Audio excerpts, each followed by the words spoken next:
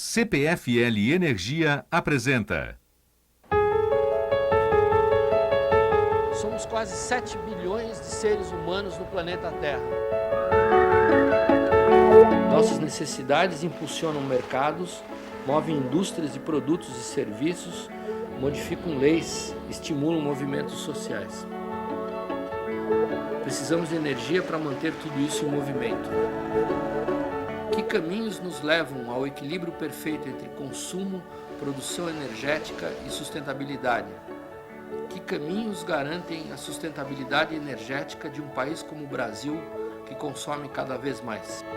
Estamos nesse caminho? Eu sou Amir Klink e juntos iremos trilhar os caminhos da energia.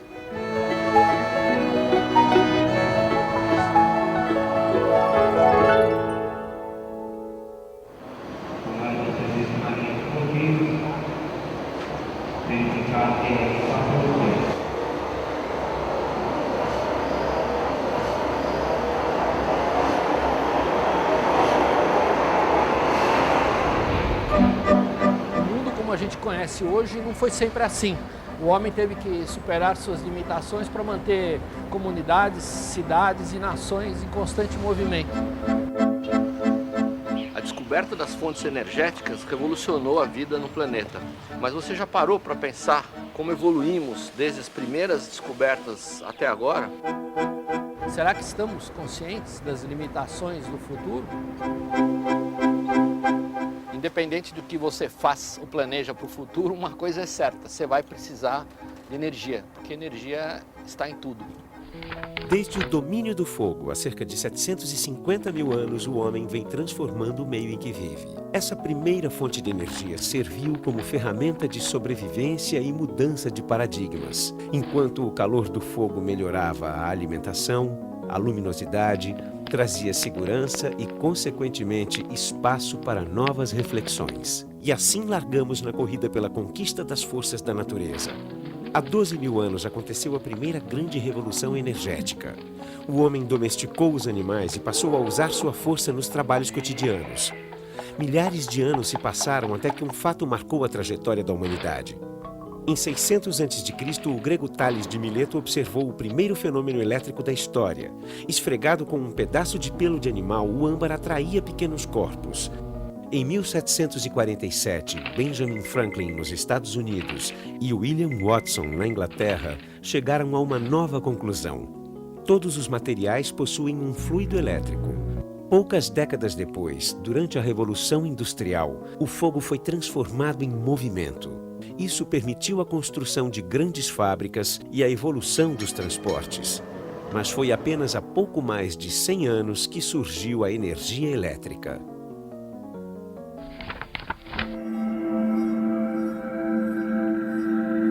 Olha, o Brasil, naturalmente, pelo tamanho dele, é um país que é um grande consumidor e produtor de energia. O Brasil tem uma produção de eletricidade essencialmente hidrelétrica, mas tem também hoje petróleo, a gente sabe que tem muito petróleo no Brasil, tem gás natural, você tem a biomassa, que essencialmente o principal representante da biomassa é o álcool, o etanol, que vem da cana-de-açúcar. O Brasil tem uma das matrizes energéticas mais limpas do mundo. 48% da matriz energética brasileira vem de fontes renováveis. No mundo, essa participação das renováveis é apenas 14%.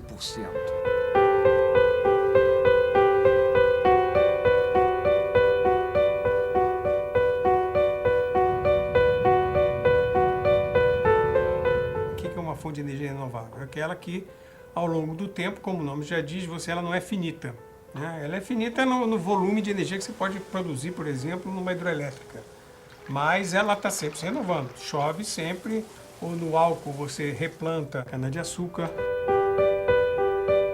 Nesse mundo, vamos dizer assim, de setor energético, o Brasil é um país, em termos de quantidade, bastante, vamos dizer assim, aquinhoado, bastante privilegiado, em termos de diversificação das fontes de energia também, o que leva um setor energético também bastante diversificado.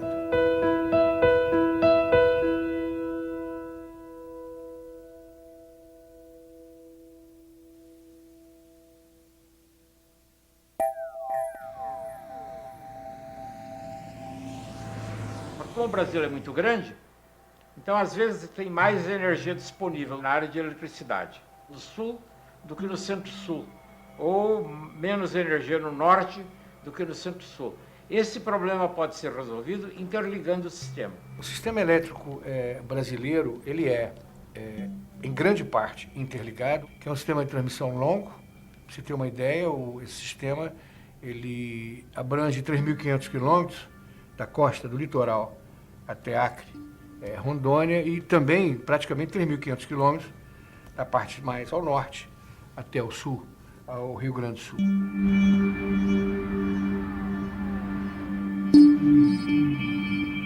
Eletricidade é ubíqua, ela está em toda parte. Ao pé da letra, mesmo quando você não está junto a uma rede, numa residência eletrificada, que é a grande maioria das residências, pelo menos urbanas brasileiras, você pode estar com um radinho de pilha ou um telefone celular.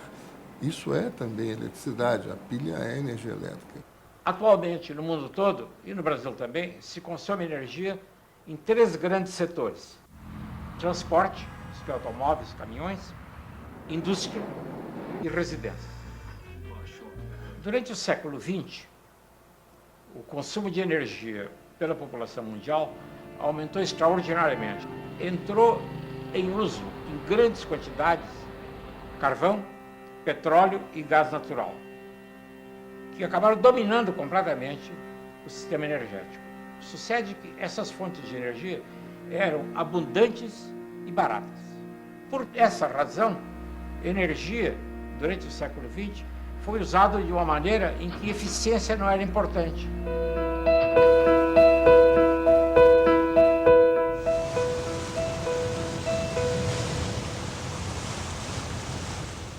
Bom, a verdade é que a gente vive num país que tem muita fartura de recursos e culturalmente a gente tem essa característica do desperdício.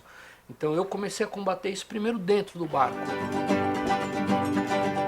A gente se esforçou ao máximo no projeto para economizar em todos os sentidos, para ter alternativas eficientes. A iluminação toda é de luz fria, de baixo consumo. Hoje é uma boa parte de LED, só que a gente procura dar o tom amarelado para ter mais conforto térmico com a luz.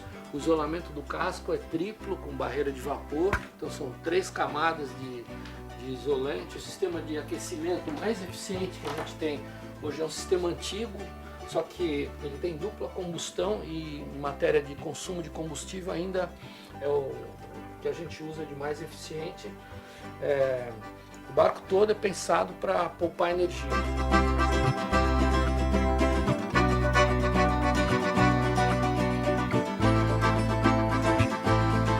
Bom, não é que eu sou incansável pesquisador, eu adoro tornar mais eficientes as coisas que a gente faz. Eu adoro que elas custem menos, eu adoro que a gente possa ficar mais tempo com menor esforço no mar. Então eu acho que é uma característica natural do ser humano de procurar fazer o que gosta da maneira mais fácil e com menor dispêndio de energia.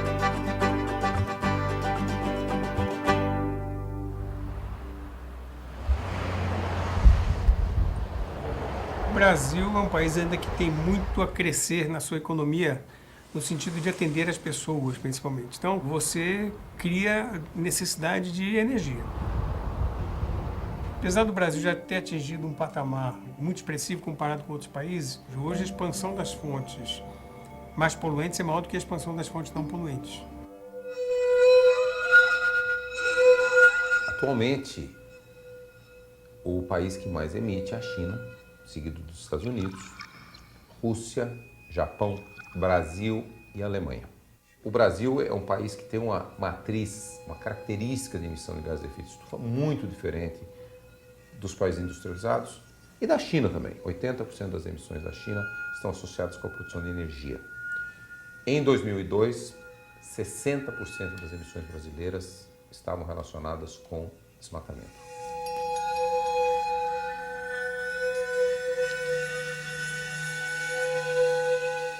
O efeito estufa é que garante um pouco aquela capa de calor que a gente vive agora. Quando essa capa de calor fica com uma temperatura mais alta, ela aquece muito e isso começa a causar desequilíbrios. Como resultado do efeito das emissões, do aumento do efeito estufa, nós temos mudança climática conhecida como aquecimento global. E como o nome diz, a temperatura está subindo. Ela já subiu aproximadamente 0,8 graus nos últimos 120 anos. Pode parecer pouco, mas essa taxa de aumento da temperatura, essa velocidade de aumento da temperatura é 50 a 100 vezes mais rápido do que os processos naturais.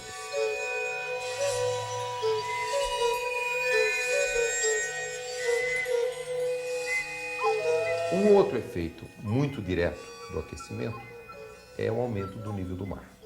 Geleiras continentais, gelo que estava preso na forma de gelo derrete, a água desce, chega nos oceanos, aumenta o nível dos oceanos. No final do século, nós teremos um nível do mar médio, que pode ser qualquer coisa entre 50 centímetros até 1,4 metros. A tendência de eventos extremos climáticos, por exemplo, tempestades severas, inundações, isso nós esperamos de um planeta mais aquecido. O clima vai ficar mais imprevisível, mais errático.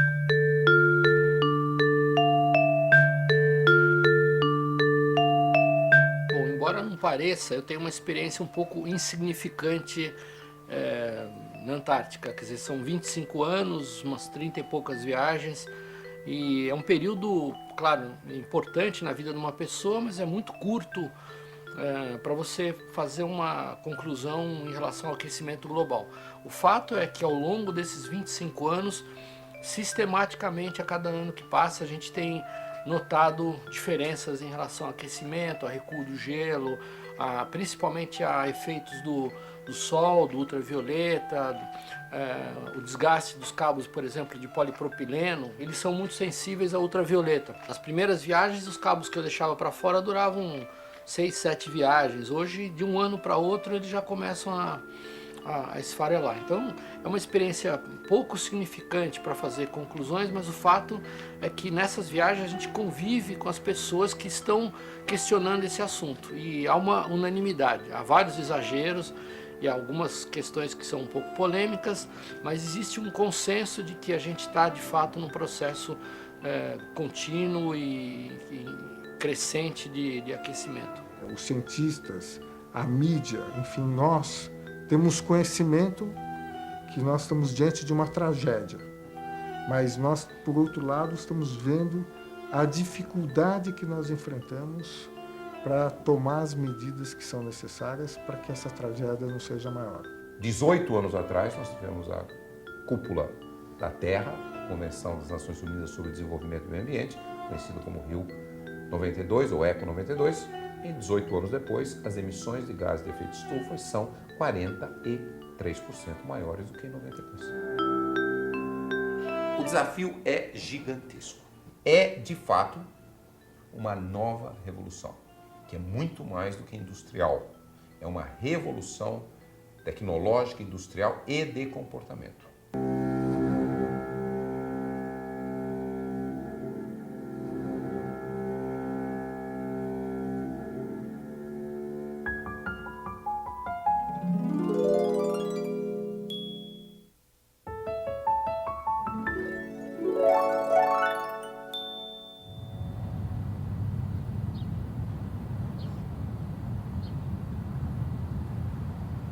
Em qualquer lugar do mundo, as fontes renováveis de energia ou fontes alternativas, elas só se tornaram importantes com importantes incentivos governamentais, seja através de subsídio diretamente, seja através de isenção fiscal. Então, de fato, qualquer fonte de energia, para se consolidar, para se tornar importante, num primeiro momento, ela precisa de um certo empurrãozinho.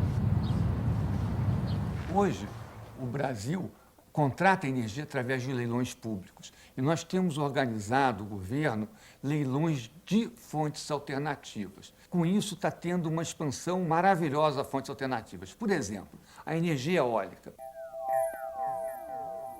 O Brasil tem um potencial muito grande de energia eólica.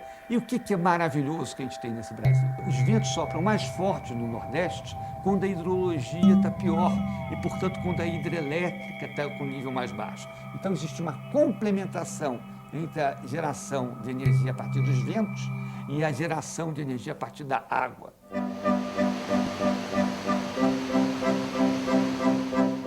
fontes que no Brasil são convencionais, em outros países não seriam consideradas convencionais, como, por exemplo, o etanol, a própria adição de biodiesel ao nosso diesel, o próprio uso de bagaço de cana para geração elétrica. Veja, o fato do programa do etanol ter sido um sucesso aqui no Brasil melhorou muito a qualidade do ar em São Paulo. As pessoas não se dão conta disso, mas a qualidade do ar em São Paulo era muito pior do que é agora. E veja que o número de automóveis tem crescido extraordinariamente. Quer dizer, apesar do crescimento do número de automóveis, a qualidade do ar melhorou. Por quê? Porque o etanol é um combustível renovável e não emite os poluentes que o petróleo, que os derivados de petróleo emitem. Pesquisas continuam a ser feitas para você se tornar mais eficiente na maneira de produzir esse etanol, mais eficiente na maneira de produzir esse biodiesel. Mas eu diria que realmente os maiores investimentos hoje no Brasil, quando se pensa em fonte alternativa de energia, de fato é aquilo que o mundo também está apostando muito hoje, que é a energia eólica, que é a energia solar. Bom, eu passei 100 dias e 6 horas no Atlântico vivendo basicamente de 2 painéis fotovoltaicos. Ou seja, eu transformava a luz do sol na energia elétrica de que eu precisava para funcionar o rádio, para poder ter a hora do cronômetro e fazer astronomia numa época em que não existia o GPS, e para poder 2 vezes por semana falar pelo rádio com a comunidade radioamadora. Daí para frente num barco a gente usa tudo que tem à disposição para gerar energia. O grande desafio é esse, como gerar energia de maneira renovável e eficiente, porque a gente não tem muito espaço para armazenar qualquer tipo de combustível. É que eficiência energética é uma maneira de racionalizar o uso de energia. Isto é, a gente consegue o mesmo objetivo com menos energia. Por exemplo, as geladeiras que se usavam há 30 ou 40 anos atrás consumiam 3 vezes mais eletricidade do que as geladeiras que nós usamos hoje. E que gelam da mesma forma. Provavelmente até gelam melhor. Como é que isso aconteceu? Aconteceu por progressos tecnológicos. Não foi nenhuma privação. Eficiência energética não significa que você se priva do uso de energia. Significa que você usa ela com uma tecnologia mais racional. Por incrível que pareça, esquimó usa geladeira, a gente precisa de geladeira na Antártica. A geladeira é um item que consome muita energia a bordo. É interessante porque a gente tem um isolamento muito forte, são paredes duplas que chegam a 30 centímetros de espessura e permitem que uma pedra de gelo aí dure 2, 3 semanas. Então o barco é uma espécie de unidade de pensar de forma eficiente no uso de energia.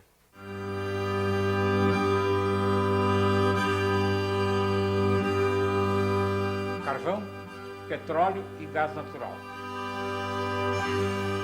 A pergunta se será possível, dentro de 50 anos ou de 100 anos, substituir o atual sistema, que é muito baseado em combustíveis fósseis, para um sistema fortemente dependente de energias renováveis. É verdade que você tem outras fontes que estão surgindo, mas o petróleo durante muito tempo será ainda a principal fonte energética. É muito difícil você achar uma solução simples, como foi convencer as 6 empresas químicas que produziam o CFC a desenvolver uma tecnologia de substituir o CFC. Aqui nós estamos falando da energia do mundo. O PIB mundial e toda a produção do mundo, de todos os países somados, a indústria do fóssil, petróleo, carvão e gás natural é uma indústria de 9 trilhões de dólares por ano. 20% do PIB mundial é essa indústria. E o setor petrolífero, que até 10 anos atrás era 2, 3% do PIB brasileiro, já tem 12, 13%, com tendência a chegar a 20% nos próximos 10 anos, talvez.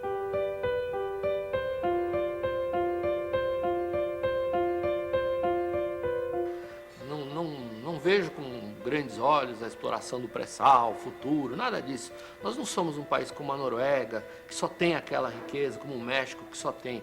Nós temos várias outras. A gente tem o processo de fotossíntese aqui, ele é bastante intenso. Nós temos plantas de grande eficiência na transformação da luz em energia, e a gente já tem soluções, além das fontes de hidrocarbonetos, de petróleo, que já são economicamente viáveis. A tecnologia pode ajudar em parte.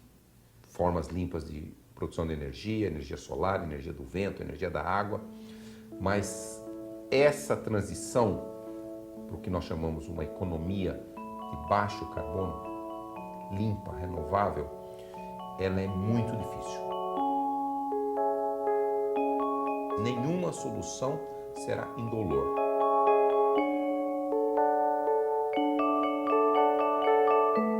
Prever o futuro, é claro que é uma coisa muito difícil em qualquer circunstância, né? Não é mesmo? Mas as melhores previsões, os melhores estudos que existem, indicam o seguinte: em 2050, isto é, daqui a 40 anos, talvez metade da energia usada no mundo virá de fontes renováveis. Os novos modelos de energia eles serão muito mais descentralizados. E a energia renovável, ela permite em muitas situações que você trabalhe no modelo descentralizado. O que é o modelo descentralizado? Eu tenho uma pequena cidade que é próxima a uma fonte de energia eólica e ela não depende de um sistema unificado de energia. Isso serve no Brasil, mas isso serve no mundo também.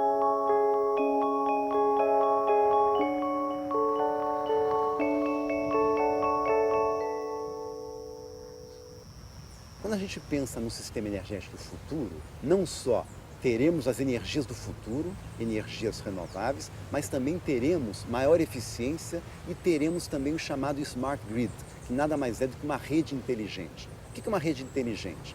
Hoje o que você tem é a geração de energia seguindo a carga. Você tem alguém ligando equipamento, uma indústria começando a funcionar e a geração de energia corre atrás para suprir aquela energia. O futuro não será assim. O futuro das redes inteligentes, você terá o tempo todo o consumidor se comunicando com a geração através dessa rede inteligente e verificando em que momento a capacidade de geração está disponível para fornecer mais energia. Ou seja, esses equipamentos vão permitir, por exemplo, que você otimize a sua utilização de energia. Vou poder te oferecer, a ANEEL vai poder oferecer tarifas diferenciadas. Se você, por exemplo, usar, no Brasil a gente usa pouco, mas uma secadora de roupa, ou ligar um equipamento desse que consome muita energia de madrugada, você vai poder pagar uma tarifa menor. E esses equipamentos, o próprio medidor de energia vai poder controlar isso. Então o Smart Grid vai ser essa modernização, ou seja, a automatização, principalmente de todos os equipamentos que estão na rede elétrica, no sentido de otimizar tanto a produção até o consumo final de energia. Que eu vislumbro como uma situação ideal no futuro é que cada um de nós, na sua situação, até mesmo na sua própria residência, numa grande cidade como Rio de Janeiro, Belo Horizonte ou São Paulo, possa gerar energia de alguma forma inteligente e vender o excedente dessa energia. Diferentemente da energia do passado, baseada em combustíveis fósseis, a energia do futuro, mais baseada em fontes renováveis, será uma energia mais intermitente. A energia do sol, a energia eólica. E dado que você não consegue prever com exatidão quando irá ventar, você não consegue prever com exatidão qual vai ser o seu grau de insolação, isso fará com que você tenha que ter um sistema energético que enxergue a capacidade de geração disponível e se adapte a essa capacidade de geração. Esse é o chamado sistema inteligente, que será o sistema do futuro.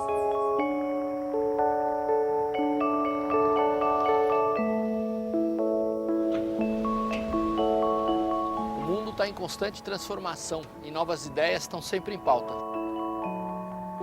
E o futuro da matriz energética brasileira, o que nos reserva?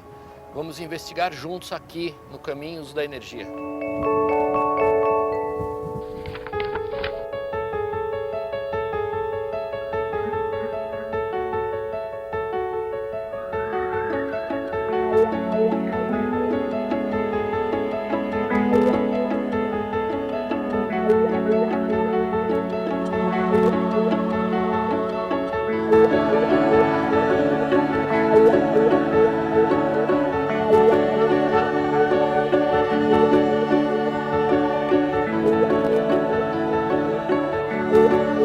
Uma realização CPFL e Energia.